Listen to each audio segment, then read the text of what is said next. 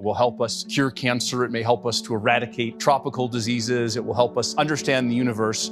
But there are these immense and grave risks. Welcome to Radio Davos, the podcast from the World Economic Forum that looks at the biggest challenges and how we might solve them. This week, what happens when AI becomes AGI, Artificial General Intelligence, smarter than humans at just about everything. What happens after AGI arrives? Really, we would be in uncharted territory at that point. Two of the smartest human minds, Demis Hassabis, CEO of Google DeepMind, and Dario Amodei of Anthropic, came together in Davos for a conversation called The Day After AGI. This was, for me, like sharing a conversation between the Beatles and the Rolling Stones. The editor-in-chief of The Economist asks these rockstar AI founders what the rest of us should know about AGI, which could now be just a few years away. Are we going to get through the technological adolescence of this technology without destroying ourselves? I think this is a risk. This is a risk that if we all work together, we can address. We can learn through science to properly control and direct these creations that we're building. But if we build them poorly, if we're all racing and we go so fast that there's no guardrails, then I think there is risk of something going wrong. So what exactly is AGI? When will it happen and what will it mean? It's on this episode of Radio Davos, available wherever you get podcasts and at wef.ch/podcasts. I'm Robin Pomeroy at the World Economic Forum, and with this look at the future of AI and of humanity, it's for us to write as humanity what's going to happen next. This is Radio Davos. Welcome to Radio Davos. This week we're talking about artificial intelligence and artificial general intelligence. To talk about that, I'm joined by a co-host, Benjamin Larsen, all the way from San Francisco. Hi, Benjamin. How are you? Hi, Robin. It's great to be here. It's great to have you. Tell us what you do at the World Economic Forum. I'm an AI safety lead. I work at the Forum's Center for AI Excellence. I'm based here in San Francisco.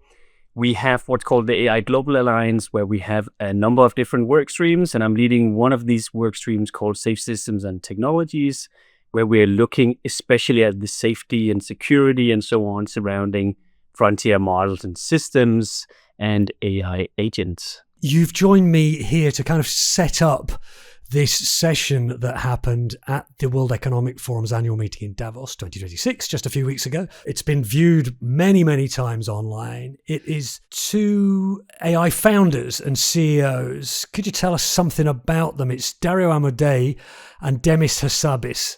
Who are they and why are they important to listen to? Yeah, definitely. So Dario Amodei and Demis Hassabis, they're essentially two of the most influential leaders that are shaping the direction of advanced AI today. And Dario, he's the CEO and co-founder of Anthropic, and that's one of the leading AI research company. He was previously at OpenAI, actually, and is probably best known for his focus on AI safety and alignment and building systems that are powerful but also safe and controllable. That's something that's very much front and center for Anthropic. And then there's Demis. So Demis, he's the CEO and co-founder of Google DeepMind. He was originally trained as a neuroscientist, actually, and he's known for breakthroughs such as AlphaGo, which is a system that beat the world-leading Go player back in 2016, but also is very known for scientific AI, so advanced breakthroughs such as AlphaFold, which is a protein structure prediction algorithm. And Demis, he's long framed kind of AI as a scientific project that's aimed at understanding intelligence itself. And this is where AGI comes into the picture as well. So AGI then, artificial general intelligence. Is that a concept that's very clear? I have a feeling there's probably several definitions of it, or maybe a scale of definitions. What do you think? If I'd never heard of that expression before, how would you define it for me? Yeah, so I would say perhaps one way of understanding is that you can have narrow or specific intelligence, or you can have very general intelligence. So AGI, it stands for Artificial General Intelligence, and it really refers to a system that can understand and learn and apply knowledge across a whole range of tasks that are comparable to that of a human being. So if you think about our intelligence, Robin, we don't have intelligence in just one narrow and very specific domain, but we're able to interact and operate in the physical world, and that demands kind of a very broad and generalized sense of intelligence. So you can think of this as kind of AI systems that are moving from being very simple and scoped towards broadly understanding and being able to interact and interpret the world in ways that are actually very similar and very general, so similar to what we do as humans. For people who've been kind of bamboozled by generative AI over the last 3 years or so, maybe they'd say, well, it looks like some of these models can do that already, because you can ask one of these large language models any question, and, well, it sounds very authoritative. You can ask it to do tasks for you as well, to work things out or to create something for you. Is that not already general intelligence to some degree? You could say to some degree it is, and one definition of it, so I'm leading what's called a Global Future Council on AGI that's co-chaired by Yoshua Bengio and Akiko Murakami as well, who's the executive director of Japan's AI Safety Institute. And the working definition of AGI that we use is that it would be a system that's able to perform tasks that demands a cognitive function that would be similar to that of a human in a range of digital settings. And you could say that to some extent, some systems, they are definitely already able to do that. But again, it may not have the general in there. So it could be that a system is able to perform one task well or perform well in one domain, but for it to perform across other domains similar to a human and how we are able to switch tasks, that would demand significant engineering still. So you're not just able to take any system and plug it into kind of any digital environment and say, perform these and those actions according to these kind of specifications. And that's something that is still missing, but we're definitely seeing trends and tendencies towards this direction. So we're definitely seeing that as we speak. And why is it such a big deal? Some people also talk about there being a singularity, which I'm not entirely sure. You can help us with what that means. Is it we wake up one day and suddenly we're surrounded by incredibly intelligent machines, AIs that have this general intelligence? Why are people so fixated on AGI? Because also you hear a lot of the heads of a lot of these companies saying this is what we're working on. Maybe there's a race to achieve AGI. Why is it such a big deal? Yeah, so the singularity, just to unpack a little bit what that is. So that's a hypothetical point in time at which AI systems, they would become capable of improving themselves faster than humans can understand or control. So in this kind of scenario, you would have accelerating progress, and that could lead to rapid or unpredictable societal change, essentially. But I think it's worth here stressing that not everyone, they believe that the singularity will happen, or at least that it will be happening anytime soon. But some, they also view it as a useful thought experiment for stress testing assumptions, and for example, about exponential growth, while others, they would maybe treat it as a real risk that demands preparation and significant safeguards already today. So how we view AGI in the work that I mentioned on the council before is much more kind of a progressive approach. It's not something that we're going to wake up to tomorrow and then we'll have AGI similar to how we understand the singularity. But you could view AGI as kind of a jagged form of intelligence that's able to kind of excel and be superhuman in some areas. For example, in terms of the underlying information that's wrapped into the existing language models and how they can respond almost like an oracle would be. And that's very different from how we would respond as humans in terms of a limited memory and understanding of some subjects. But then in other areas where we would excel, these systems, we would say, why can't you even remember what we talked about 5 minutes ago or something like that? So there are real differences, and that's why you can understand it as a jagged form of intelligence right now that's accelerating in some fields, but is still very limited in other fields. One thing that's mentioned, there's a concept that's mentioned many times in what we're about to listen to. They talk about AI models closing the loop. Could you tell us what that means? Closing the loop, it means moving from AI systems that are only able to generate outputs. So if you prompt a large language model today, you would say, okay, I have an input and I expect an output. But closing the loop, it refers to systems that can also take actions, that can observe the results, and they can then adapt their behavior accordingly and over time. So that means it's much more about a loop, similar to how, again, we as humans think and learn and act. I just don't come up with an answer, but I think through what are the implications of that? Where do I need to search for additional knowledge? How do I solve a part of this task? And based on how I solve all of these different elements, I then go back and I revisit what was the original task. So that would be closing the loop, essentially. So you could say that this involves kind of iteration, and it's really important because it's a step towards autonomy. You can imagine that if you're able to close this loop, then you actually have greater autonomy, and then you can take kind of more infinite steps at solving a specific tasks. But of course, very important to also stress that when you do aim to close this loop, or you do aim for greater autonomy, for example, in agentic settings, then you also have new risks that demand new governance approaches.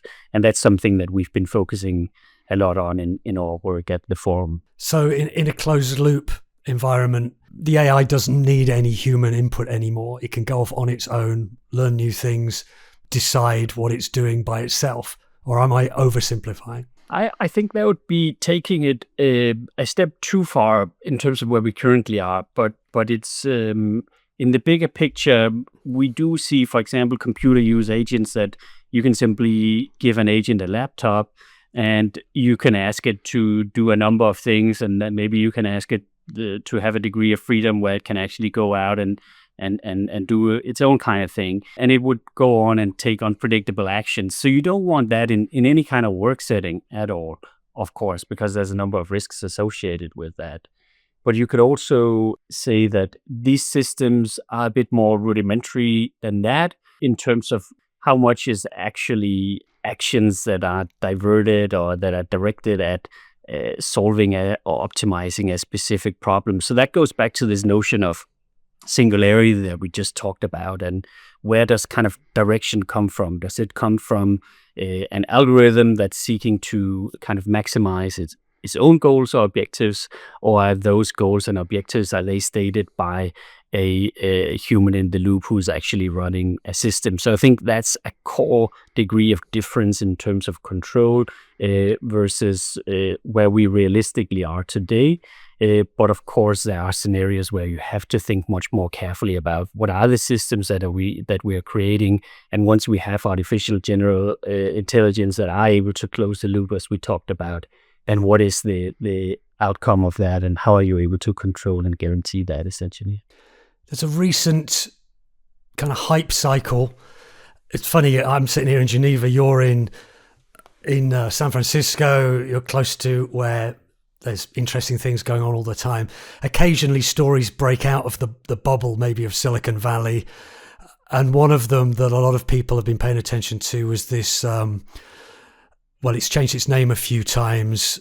OpenClaw, I think, is its latest iteration. The reason I mention it is because you mentioned you could give a laptop to an AI and set it off doing its thing. And as I understand it, that's kind of what's been happening here. And that's what some people have been getting excited about. A lot of people are quite skeptical about what it is as well. But could you explain to anyone who's not heard of that what it is and why some people were very excited about it? OpenClaw, the latest name iteration, of course. So that would be a idea of a personal AI assistant, essentially. So let's say that I engage with OpenClaw. OpenClaw is entirely open source, so I can essentially have a personal assistant. I can grant it access to my email, my calendar, and my schedules. And for the first time, you kind of have this idea of a personal assistant that's actually useful and helpful. Of course, it's still brittle and it can break down a lot. But the difference, Robin, is that this time it's an open source system. Everybody is able to tweak the agent and interact and give it access to personal resources and so on. versus a lot of the agents that we've been seeing so far, they tend to be proprietary. It's, of course, closed source. It's companies that are developing these systems, and they are much more targeted at specific use cases and so on. And that's a big difference. But what we've also seen with OpenClaw, and this is a cautionary tale, once you begin to grant access to kind of early stage agents and allow them access to all of your systems and so on, it also increases the attack surface for hackers and malicious activity that are able to go in and exploit cybersecurity vulnerabilities and so on. And I certainly wouldn't feel comfortable kind of in that kind of situation or scenario, having the ability of having some of my personal data exposed, essentially. So it's kind of indicative of the direction of travel, that we're going to see much more innovation in terms of agents and AI assistants in the time to come, also in the open source domain. And that paired with the underlying protocols such as model context protocol and agent-to-agent protocols, we can expect much more in the time to come in terms of not only AI and personal assistance, but also in terms of agents broadly speaking, and how that is changing the notion of the underlying infrastructure, essentially having a much more agentic web and many more agentic surfaces. And that speaks to what we talked about earlier in terms of closing the loop, that we're going to see more autonomy in AI and in software systems in general in the time to come. Right, well, let's listen to this session then from Davos. This is the two, as the moderator of this session, Zanny Minton Beddoes, who's the editor-in-chief of The Economist. She says it's like moderating. She's done this a couple of times before with Dario Amodei and Demis Hassabis, and she said it's like interviewing the Beatles and the Rolling Stones at the same time, which is a pretty good queuing up of it. Before I let you go, though, Ben, you mentioned the Global Future Council. These are groups with a dozen or so kind of experts from around the world that the World Economic Forum brings together. In your case, it's the Global Future Council on what did you say? It's the Global Future Council on AGI. Is there already stuff people can find about that yet, or is that something to look out for in the future? Yes, so we have a web page where we are publishing a number of shorter briefing papers, precision papers, essentially.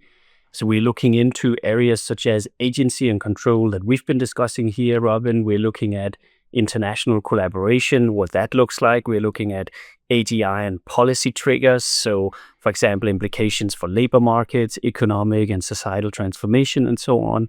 And we, of course, similar to the conversation that we're about to tune into, take a stance on a number of these areas and are here to essentially help inform stakeholders make better decisions when it comes to, well, what is increasingly capable systems, this notion of artificial general intelligence, what does that look like in the time to come?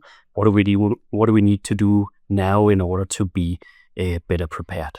I'll put a link to that in the show notes to this. You mentioned one of the chairs of that Global Future Council is Joshua Bengio.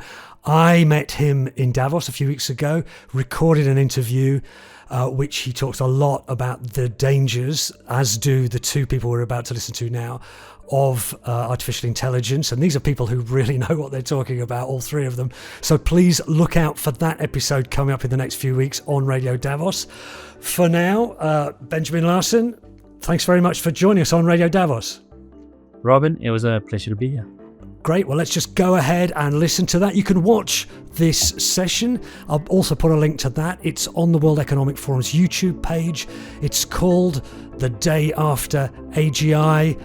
And the first voice you'll hear will be the chief editor of The Economist, Zanny Minton Beddoes. Welcome, everybody, and welcome to those of you joining us on live stream to this conversation that I have to say I have been looking forward to for months. I was lucky enough to moderate a conversation between Dario Amodei and Demis Hassabis last year in Paris, which I'm afraid got most attention for the fact that you two were squashed on a very small love seat while I sat on an enormous sofa, which was probably my screw up. But I said at that point that this was, for me, like, you know, chairing a conversation between the Beatles and the Rolling Stones. And you have not had a conversation on stage since. So this is, you know, the sequel, the bands get together again. I'm delighted. you need no introduction. The title of our conversation is The Day After AGI, which I think is perhaps slightly getting ahead of ourselves, because we should probably talk about how quickly and easily we will get there. And I want to do a bit of a sort of update on that and then talk about the consequences. So firstly, on the timeline, Dario, you last year in Paris said, we'll have a model that can do everything a human could do at the level of a Nobel laureate across many fields by 26, 27. We're in 26.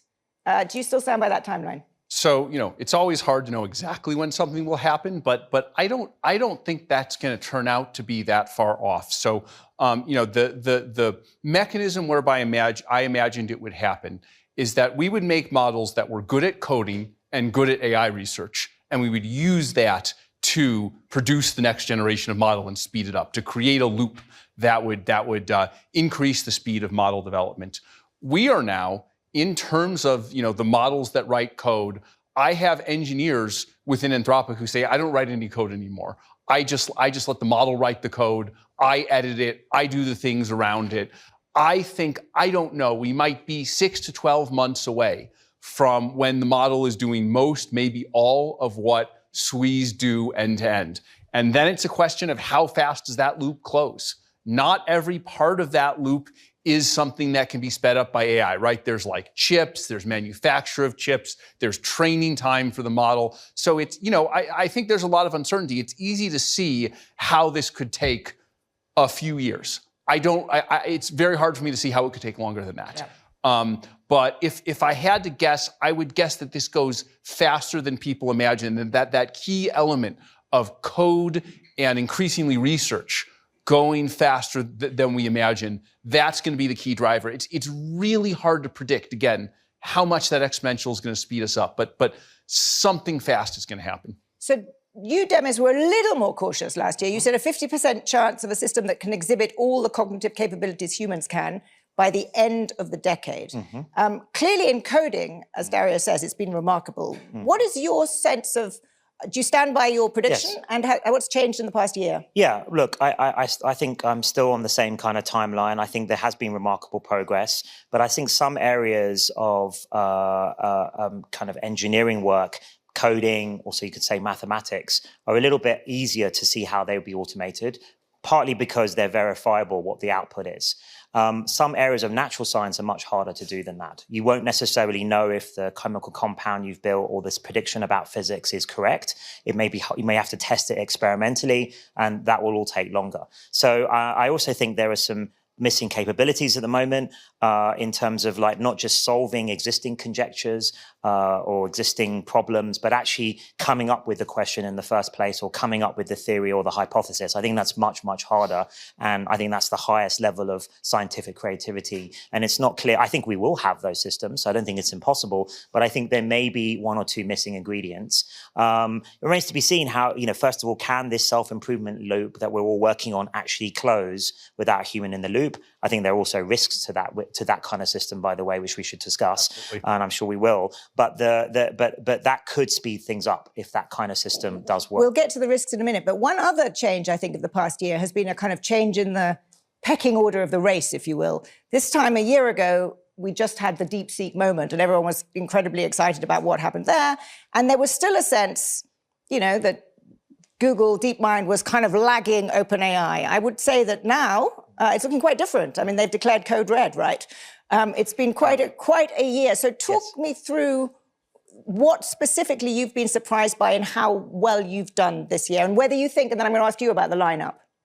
Well, look, I think I was always very confident we would get back to sort of the top of the leaderboards and the SOTA type of models across the board, because I think we've always had like the deepest and broadest research bench. And it was about kind of marshalling that all together and getting the intensity and focus and the kind of startup mentality back to the whole organization.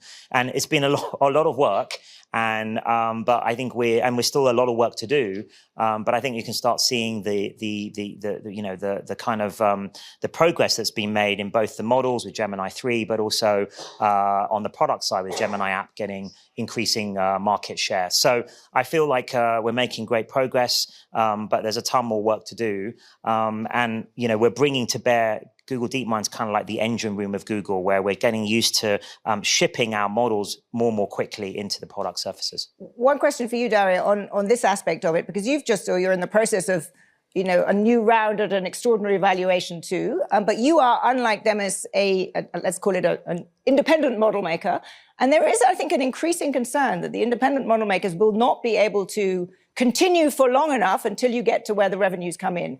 It's made very openly about OpenAI, but talk me through how you think about that, and then we'll get to the AGI itself. Yeah, I mean, I think how we think about that is, as we've built better and better models, there's been a kind of exponential relationship, not only between how much compute you put into the model and how cognitively capable it is, but between how cognitively capable it is and how much revenue it's able to generate. So our revenue's grown 10x in the last 3 years, from 0 to 100 million in 2023, 100 million to 1 billion in 2024, and 1 billion to 10 billion in 2025. And so those revenue numbers, I don't know if that curve will literally continue. It would be crazy if it did. But those numbers are starting to get not too far from, the scale of the largest companies in the world. So there's always uncertainty. We're trying to bootstrap this from nothing. It's a crazy thing. But I have confidence that if we're able to produce the best models in the things that we focus on, then I think things will go well. And I will generally say, I think it's been a good year for both Google and Anthropic. And I think the thing we actually have in common is that they're both kind of companies that are, or the research part of the company that are kind of led by researchers who focus on the models, who focus on solving important problems in the world, right? Who have these kind of hard scientific problems as a North Star. And I think those are the kind of companies that are going to succeed going forward. And I think we share that between us. Very much agree. I'm going to resist the temptation to ask you what will happen to the companies that are not led by researchers, because I know you won't answer it. But let's then go on to the predictions area now. And we are supposed to be talking about the day after AI, but let's talk about closing the loop. The odds that you will get models that will close the loop and be able to power themselves, if you will, because that's really the crux for the winner-takes-all threshold approach. Do you still believe that we are likely to see that, or is this going to be much more of a normal technology where followers and catch-up can compete? Well, look, I definitely don't think it's going to be a normal technology. So, I mean, there are aspects already that, as Dario mentioned, that it's already helping with our coding and some aspects of research. The full closing of the loop, though, I think is an unknown. I mean, I think it's possible to do. You may need AGI itself to be able to do that in some domains. Again, where these domains, where there's more messiness around them, it's not so easy to verify your answer very quickly. There's kind of NP hard domains. So as soon as you start getting more, and I also include, by the way, for AGI, physical AI, robotics working, all of these kind of things, and then you've got hardware in the loop, that may limit how fast the self-improvement systems can work. But I think in coding and mathematics and these kind of areas, I can definitely see that working. And then the question is more theoretical one, is what is the limit of engineering and maths to solve the natural sciences? Dario, you last year, I think it was last year, that you published Machines of Loving Grace, which was a very, I would say, upbeat essay about the potential that you were going to see unfold. I'm told that you are working on an update to this, a new essay. So, wait for it, guys. It's not out yet, but it is coming out. But perhaps you can give us a sort of a sneak preview of what a year later your big take is going to be. Yes. So, my take has not changed. It has always been my view that, AI is going to be incredibly powerful. I think Demis and I, kind of agree on that. It's just a question of exactly when. And because it's incredibly powerful, it will do all these wonderful things, like the ones I talked about in Machines of Loving Grace. It, will help us cure cancer. It may help us to eradicate tropical diseases. It will help us understand the universe. But that there are these, immense and grave risks that, not that we can't address them. I'm not a doomer, but that, we need to think about them and we need to address them. And I wrote Machines of Loving Grace first. I'd love to give some a sophisticated reason why I wrote that first, but it was just that the positive essay was easier and more fun to write than the negative essay. So, I finally spent some time on vacation and I was able to write an essay about the risks. And even when I'm writing about the risks, I tried, I'm like an optimistic person, right? So even as I'm writing about these risks, I wrote about it in a way that was like, how do we overcome these risks? How do we have a battle plan to fight them? And the way I framed it was, there's this scene from Carl Sagan's Contact, the movie version of it, where, they kind of discover alien life, and it's this international panel that's like interviewing, people to be humanity's representative to meet the alien. One of the questions they asked one of the candidates is, if you could ask the aliens any one question, what would it be? And one of the characters says, I would ask, how did you do it? How did you manage to get through this technological adolescence without destroying yourselves? How did you make it through? And ever since I saw it, it was like 20 years ago, I think I saw that movie. It's kind of stuck with me. And that's the frame that I used, which is that, we are knocking on the door of these incredible capabilities, right? The ability to build basically machines out of sand, right? I think it was inevitable that the instant we started working with fire. But how we handle it is not inevitable. And so I think the next few years, we're going to be dealing with, how do we keep these systems under control that are highly autonomous and smarter than any human? How do we make sure that individuals don't misuse them, right? I have worries about things like bioterrorism. How do we make sure that nation states don't misuse them? That's why I've been so concerned about, the CCP, other authoritarian governments. What are the economic impacts, right? I've talked about labor displacement a lot. And what haven't we thought of, which in many cases, may be the hardest thing to deal with at all. So I'm thinking through how to address those risks. And for each of these, it's a mixture of things that we individually need to do as leaders of the companies, and that we can do working together. And then there's going to need to be some role for wider societal institutions like the government in addressing all of these. But I just feel this urgency that every day there's all kinds of crazy stuff going on in the outside world, outside AI, right?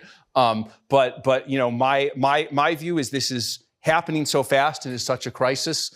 We should be devoting almost all of our effort to thinking about how to get through this. So I can't decide whether I'm more surprised that you, A, take a vacation, B, when you take a vacation, you think about the risks of AI, and C, that your essay is framed in terms of, are we going to get through the technological adolescence of this technology without destroying ourselves? So my head is slightly spinning, but you then, and I can't wait to read it, but you mentioned several areas that can guide the rest of our conversation. Let's start with jobs. Because you actually have been very outspoken about that. And I think you said that half of entry-level white-collar jobs could be gone within the next 1 to 5 years. But I'm going to turn to you, Demis, because so far, we haven't actually seen any discernible impact on the labor market. Yes, unemployment has ticked up in the US, but all of the kind of economic studies I've looked at and that we've written about suggest that this is overhiring post-pandemic, that it's really not AI-driven. And if anything, people are hiring to build out AI capability. Do you think that this will be, as economists have always argued, that it's not a lump of labor fallacy, that actually there will be new jobs created? Because so far the evidence seems to suggest that. Yeah. I mean, I think in the near term, that is what will happen, the kind of normal evolution when a breakthrough technology arrives. So some jobs will get disrupted, but I think new, even more valuable, perhaps more meaningful jobs will get created.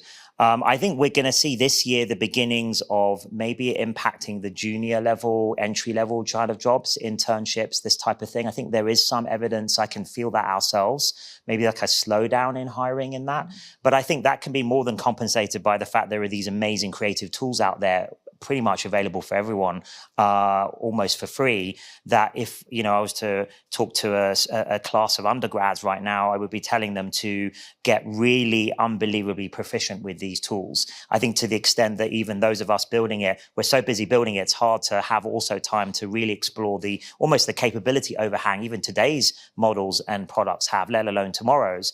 And I think that can be maybe better than a traditional internship would have been in terms of you sort of leapfrogging yourself to be useful in a profession. So I think that's what I see happening probably in the next 5 years. Maybe we, again, slightly differ on timescales on that, but I think What happens after AGI arrives? That's a different question, because I think really we would be in uncharted territory at that point. Do you think it's going to take longer than you thought last year when you said half of all entry-level white-collar jobs? I have about the same view. I actually agree with you and with Demis that at the time I made the comment, there was no impact on the labor market. I wasn't saying there was an impact on the labor market at that moment. Now I think maybe we're starting to see just the little beginnings of it, in software and coding. I even see it within Anthropic, where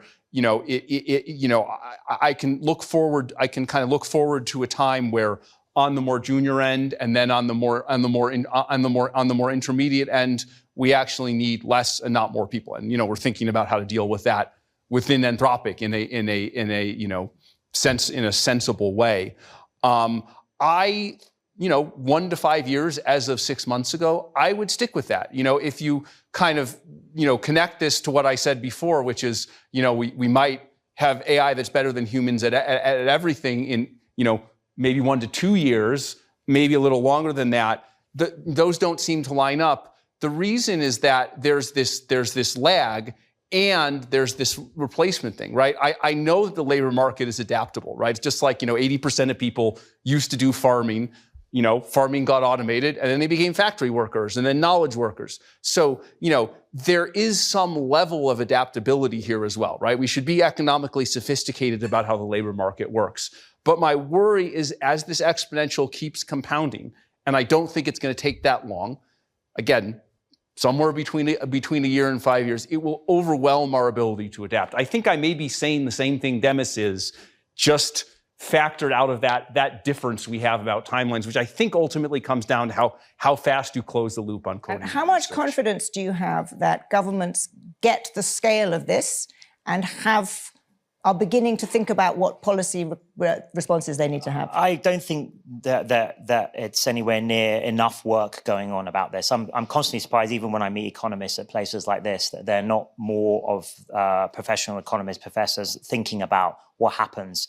And not just sort of on the way to AGI, but even if we get all the technical things right that Dario's talking about, and the job displacement is one question, we're all worried about the economics of that, but maybe there are ways to distribute this new productivity, this new wealth more fairly. I don't know if we have the right institutions to do that, but that's what should happen at that point. There should be, we may be in a post-scarcity world, but then there are even the things that keep me up right now is there are even bigger questions than that at that point, to do with meaning and purpose, and a lot of the things that we get from our jobs, not just economically. That's one question, but I think that may be easier to solve, strangely, than what happens to the human condition and humanity as a whole. And I think I'm also optimistic we'll come up with new answers there. We do a lot of things today, from extreme sports to art, that aren't necessarily directly to do with economic gain. So I think we will find meaning, and maybe there'll be even more sort of sophisticated versions of those activities.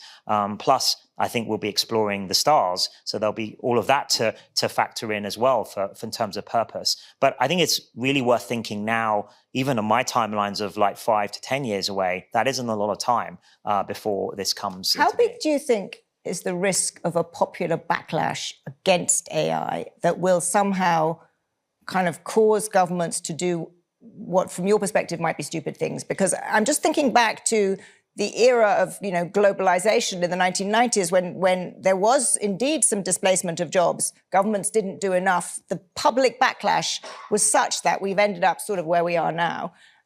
Do you think that there is a risk that there will be a growing antipathy towards what you are doing and your companies in the kind of body politic? I think there's definitely a risk. I think that's kind of reasonable. There's fear and there's worries about these things like jobs and livelihoods.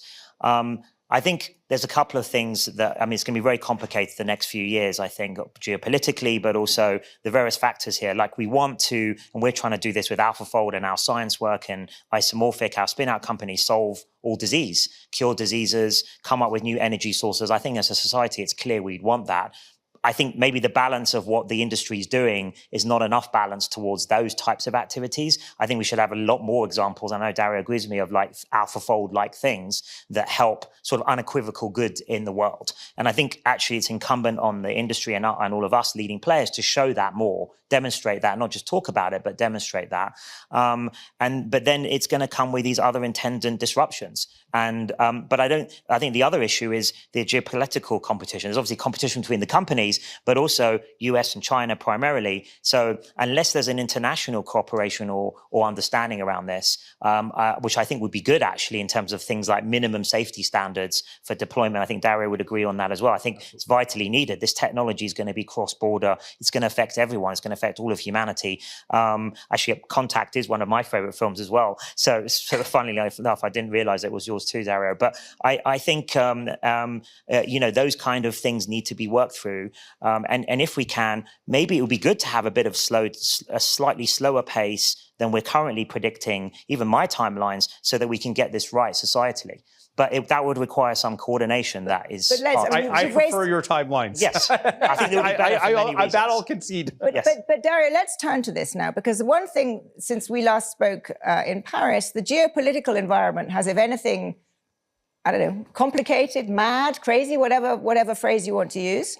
Secondly, the US has a very different approach now towards China. It's a kind of no holds barred, go as fast as we can, but then sell chips to China. And that is it. So you've got a different attitude towards the United States. You've got a very strange relationship between the United States and Europe right now, geopolitically.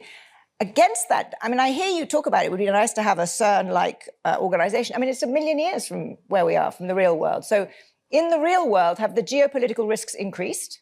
And what, if anything, do you think should be done about that? And the administration seems to be doing the opposite of what you were suggesting. Yeah, I mean, look, we're just trying to do the best we can to, we're just one company, and we're trying to operate in, the environment that exists, no matter how crazy it is. But, I think at least my policy recommendations haven't changed. That, not selling chips is one of the biggest things we can do to make sure that we have the time to handle this. I said before, I prefer Demis's timeline. I wish we had 5 to 10 years. So it's possible he's just right and I'm just wrong. But assume I'm right and it can be done in 1 to 2 years. Why can't we slow down to Demis's timeline? Well, you could just slow down. But the reason we can't do that is because we have geopolitical adversaries building the same technology at a similar pace.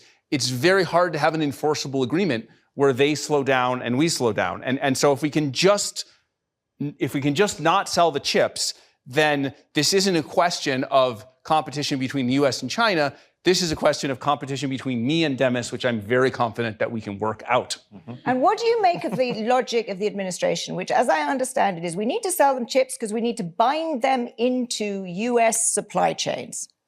So,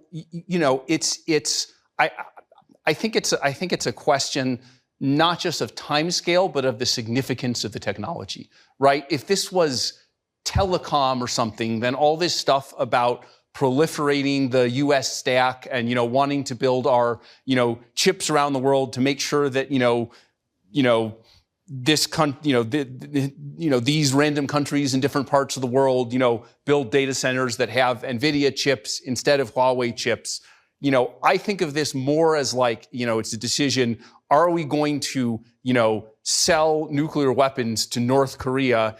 And because that produces some profit for Boeing, where we can say, okay, yeah, these cases were made by Boeing. Like the U.S. is winning. Like this is great. Like I just, that analogy should just make clear how I see this trade-off. That I just don't think it makes sense.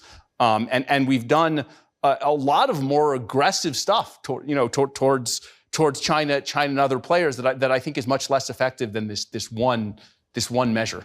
One more area from me, and then I hope we'll have time for a question or two. The other area of potential risk that doomers worry about is a kind of all-powerful, malign AI. And I think you've both been somewhat skeptical of the doomer approach. But in the last year, we have seen, these models showing themselves to be capable of deception, duplicity. Do you think differently about that risk now than you did a year ago? And is there something about the way the models are evolving that we should put a little bit more concern on that?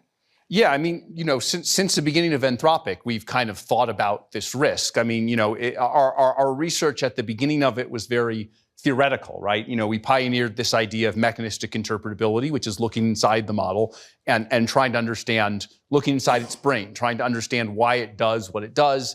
As human neuroscientists, which we actually both have background in, try to understand the brain. And I think as time has gone on, we've increasingly documented the bad behaviors of the models when they emerge, and are now working on trying to address them with mechanistic interpretability. So I think I've always been concerned about these risks. I've talked to Demis many times. I think he has also been concerned about these risks. I think I have definitely been, and I would guess Demis as well, although I'll let him speak for himself, skeptical of doomerism, which is, we're doomed, there's nothing we can do, or this is the most likely outcome. I think this is a risk. This is a risk that if we all work together, we can address. We can learn through science to properly, control and direct these creations that we're building. But if we build them poorly, if we go, if we're all racing and we go so fast that there's no guardrails, then I think there is risk of something going wrong. So I'm going to give you a chance to answer that in the context of a slightly broader question, which is, over the past year, have you grown more confident of the upside potential of the technology, science, all of the areas that you have talked about a lot, or are you more worried about the risks that we've been discussing? Look, Zanny, I've been working on this for 20 plus years. So we already knew, look, the reason I've spent my whole career on AI is the upsides of solving basically the ultimate tool for science and understanding the universe around us. I've sort of been obsessed with that since a kid. And building AI is should be the ultimate tool for that if we do it in the right way. The risks also we've been thinking about since the start, at least the start of DeepMind 15 years ago. And we kind of sort of foresaw that if you got the upsides, it's a dual purpose technology. So it could be repurposed by, say, bad actors for harmful ends. So we've needed to think about that all the way through. But I'm a big believer in human ingenuity. But the question is having the time and the focus and all the best minds collaborating on it to solve these problems. I'm sure if we had that, we would solve the technical risk problem. It may be we don't have that, and then that will introduce risk because it'll be fragmented, there'll be different projects and people will be racing each other. Then it's much harder to make sure, these systems that we produce will be technically safe. But I feel like that's a very tractable problem if we have the time. If we have the time and space. I want to make sure there's one question. Gentlemen, keep it very short because we've got literally 2 minutes. Thanks for, hello? Yeah, no, speak. Thanks very much. I'm Philip, co-founder of Star Cloud Building Data Centers in Space. I wanted to ask a slightly philosophical question. The sort of strongest argument for doomerism to me is the Fermi Paradox, the idea that we don't see intelligent life in our galaxy.